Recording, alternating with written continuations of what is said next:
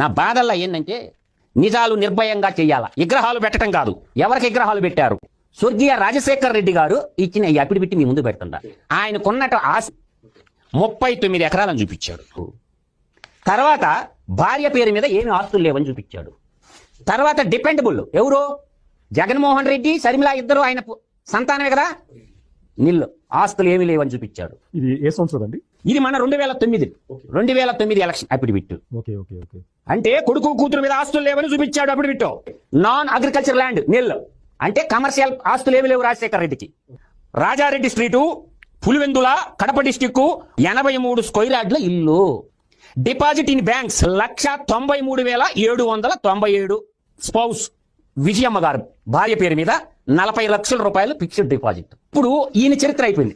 రాజశేఖర్ రెడ్డి చరిత్ర తేట తెల్లం అయిపోయింది. పార్లమెంట్ కి జగన్మోహన్ రెడ్డి ఇచ్చిన అఫిడవిట్. కడప పార్లమెంట్ కి జగన్మోహన్ రెడ్డి